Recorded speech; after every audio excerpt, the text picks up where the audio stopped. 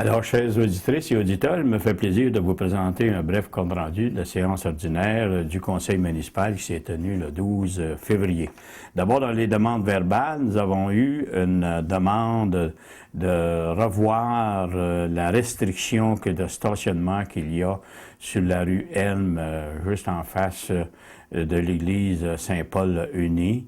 Alors, une demande a été faite et nous allons l'étudier. Nous allons prendre une décision si on peut accommoder autant les usagers de l'église Saint-Paul que les autres. Il y a du trafic sur cette rue-là à des heures de pointe. Alors, on va voir ce qui peut être fait pour assurer aussi la sécurité.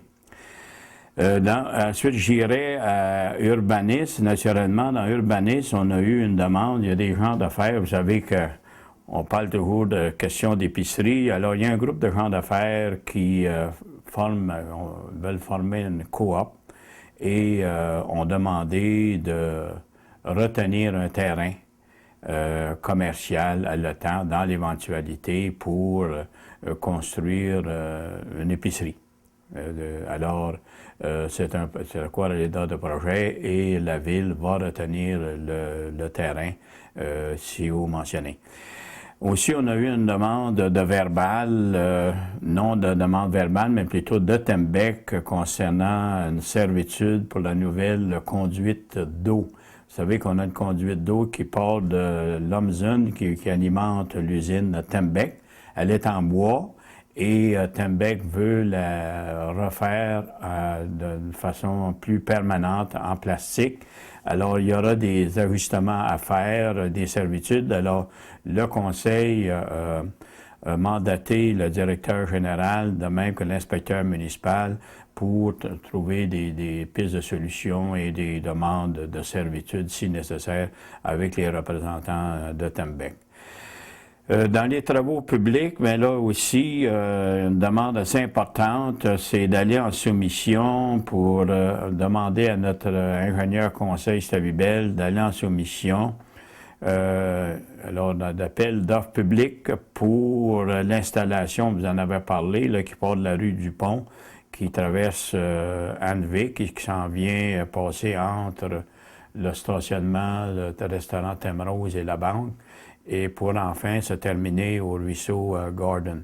Alors l'objectif, c'est récupérer les eaux en cas de beaucoup de pluie torrentielle. Alors l'objectif, c'est d'éviter qu'il y ait des inondations à l'avenir.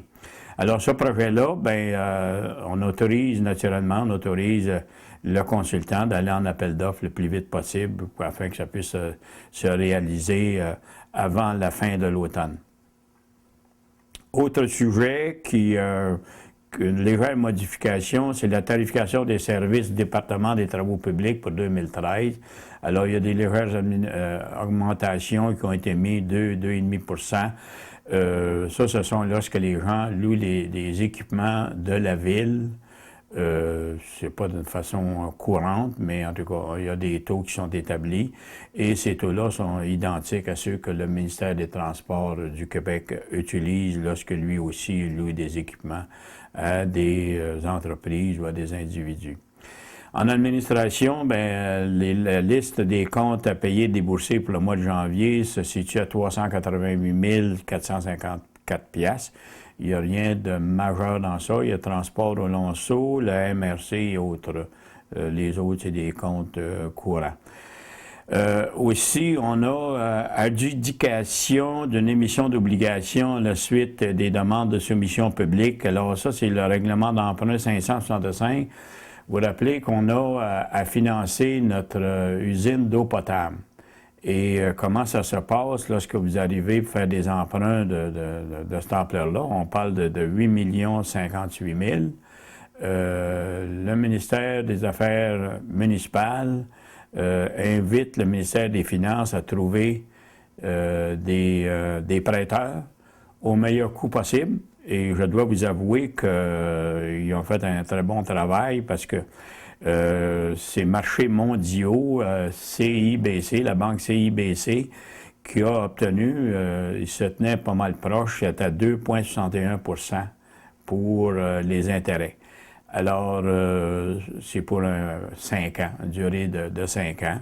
Alors, c'est un très bon prêt et on se demande des fois pourquoi que les employés ou les résidents du Canada sont endettés. Alors, il y a des prêts qui sollicitent les gens à emprunter à bon marché. Alors, la valeur de l'argent de nos jours n'est pas tellement dispendieuse. Le loyer de l'argent, je devrais dire. J'ai aussi, bien, sur ça, il y avait 2 autres résolutions qui est techniques, dont une qui est la de courte échéance et l'autre, le règlement d'emprunt concordance. Alors, c'est des choses techniques. Il a fallu passer 2 autres résolutions pour autoriser le directeur général à faire parvenir ça au ministère des Finances.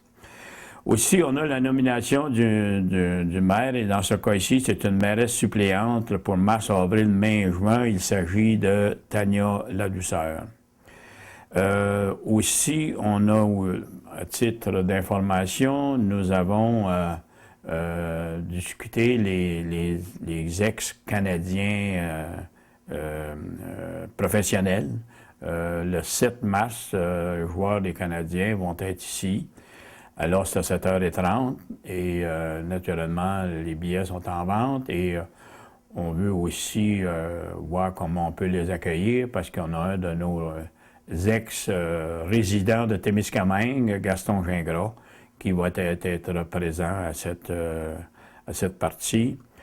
Aussi, on a partie de plaisir d'hiver qui va se jouer à l'Étang, qui va se dérouler à l'Étang, la patinoire de l'Étang, c'est avec les glissades et ainsi de suite. Je pense que c'est le 9. Alors, il y a des avis qui ont été donnés, des informations qui ont été données sur ça.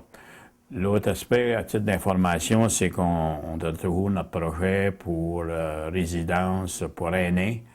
Alors, le promoteur, on tente, si le promoteur était disponible, de faire une réunion d'information à la première semaine de mars. Alors, il nous reste à confirmer. Alors, vous serez informés en temps et lieu. Alors, sur ça, je voudrais remercier le canal communautaire TCK de nous permettre de vous transmettre ces informations.